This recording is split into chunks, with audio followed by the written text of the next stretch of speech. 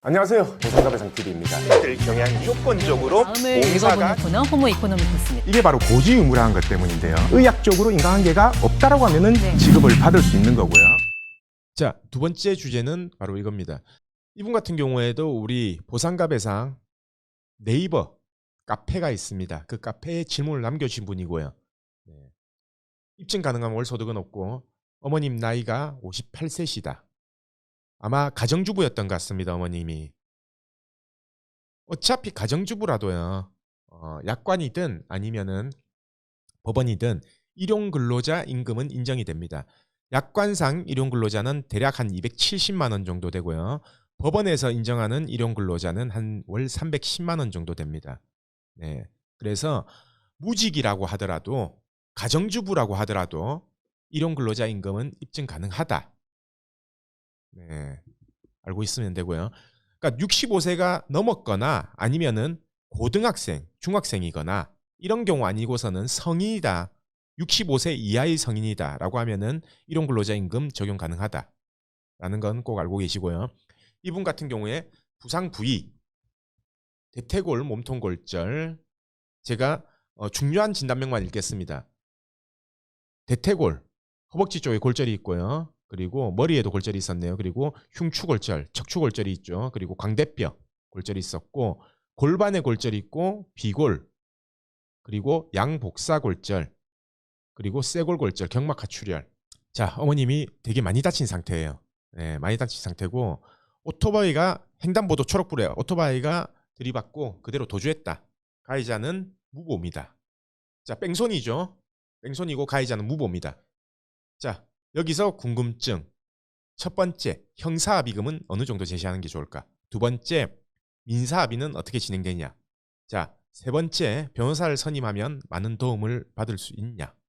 자, 이 부분에 대해서 제가 말씀을 드리겠습니다. 자, 이 사건은 아까 부상부위 보셨죠? 부상부위 여러 군데 다발성 골절로 많이 다쳤어요. 제일 큰 장애가 남을 부위가 아마 척추일 것 같고요. 나머지 대퇴골, 그리고 양쪽 발목, 그리고 뭐 양쪽 종아리 쪽에 골절이 있었고 얼굴에 상악골절이나 이쪽에도 골절이 있었고 골반에도 골절이 있었습니다.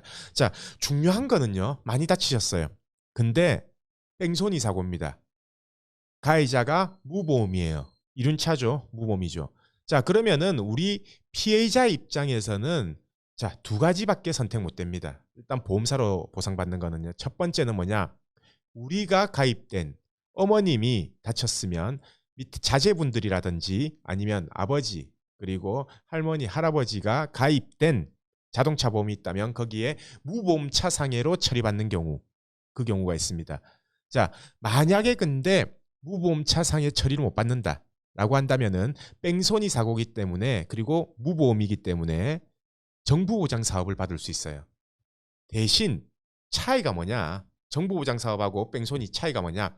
정부보장 사업은요. 대인 1 기준밖에 배상이 안 돼요. 뺑소니는요. 대인 1, 2 다 됩니다. 대인 1, 대인 2 다 보상이 돼요. 종합보험이죠. 그러니까 무보험차 상해로 받으면. 근데 중요한 거는 약관상 지급 기준으로밖에 보상이 안 됩니다. 무보험차 상해. 자, 그렇다면은 만약에 어머님이 간병인이 필요하다. 간병인이 필요한 상태다. 한 6개월 치료했는데 6개월 동안 간병인을 이용을 했다라고 하더라도 약관상에서 우리가 간병비는 최대 2달치밖에 지급이 안 되죠.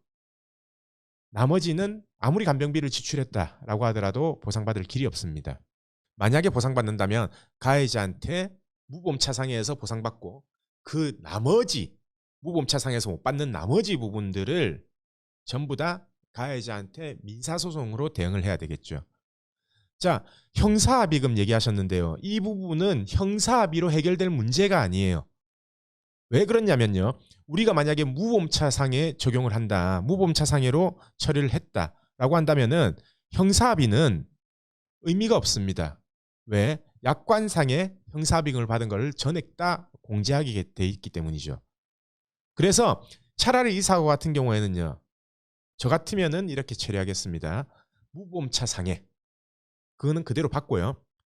그대로 무보험차 상해에서 초과된 손해액을 전부 다 계산해서 가해자한테 민사로 소송을 제기하겠어요. 만약에 가해자가 미성년자다. 그러면은 부모의 보호주의. 그러니까 부모도 책임이 있다. 왜? 부모도 이렇게 미성년자가 사고를 내고 오토바이를 운행을 하고 하는 거에 대해서 미연에 방지했어야 된다라고 해서 가해자 그리고 부모에게 같이 민사적으로 소송을 청구하겠습니다. 저희가 실제로 그렇게 처리하는 사건도 여러 건 있고요. 그러니까 실제로 배달원들이 미성년자인 경우가 꽤 많아요. 그래서 만약에 미성년자다 그러면은 우리가 배상받을 능력이 안 되잖아요. 배상할 능력이 안 되잖아요. 미성년자 같은 경우에는. 그러니까 부모한테도 그 책임을 묻는다는 거죠. 관리보호주의 위반으로. 자, 이 사건은 딱 정해져 있어요. 무보험차상에서 얼마 정도 받을 수 있냐. 자, 58세기 때문에 최대 7년을 더 보상받을 수 있잖아요. 그러면 장애도 최대 7년을 받을 수 있는 겁니다. 네. 제 생각에는 보험사 무보험차상에 처리가 된다면 지금 다친 부위, 수술한 부위에 대해서는 아마 최대 5년 정도는 장애를 전부 다 인정을 할 거예요. 그러면은 무보험차 상위 한도 내에서 5년 정도를 받고, 네. 나머지 기타 못 받았던 위자료라든지 아니면은 만약에 영구장애다라고 한다면 우리가 법원 산출 금액 기준으로 계산한 금액이 있죠. 그 차에 그 부분을 가해자한테 민사적으로 청구하면 됩니다. 형사합의는 생각하지 마세요. 형사합의는 어차피 의미가 없습니다. 왜냐? 무보험차상이 할 거면 형사합의는 어차피 무보험차상에서 공제되게 돼 있어요. 물론 공제 안 되게 되는 100% 공제 안 되는 방법은 없습니다.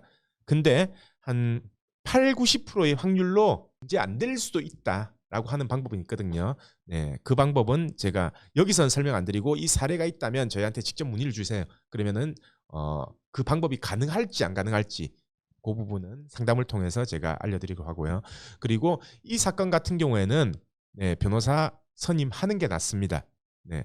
우리 무보험차상의 대응도 그렇지만 가해자한테 나머지 초과 손해에 대해서 민사 손해배상 청구하는 것도 변호사 선임하는 게 나아요. 그래서 이 부분에 대한 사례 설명 여기서 마무리를 하겠습니다. 저희 보상과 배상 로펌은요, 전화, 카카오톡, 폰메일 상담, 카페 상담 등으로 상담받을 수 있습니다. 저희는 서울과 부산에 사무실이 있고요. 전국 번호는 1544-3102로 문의 주셔도 되고 카카오톡에서 보상과 배상을 검색하셔서 카톡으로 문의 주셔도 됩니다. 그리고 이 영상 댓글란을 보시면 메일로 신청하는 링크를 클릭하셔서 자세하게 작성해 주셔도 저희가 전화를 드리고 있습니다. 단 이게 후유장애가 남지 않는 2, 3주 진단 같은 경우에는요, 유선 상담을 하지 않고 있는 점 양해 부탁드리겠습니다.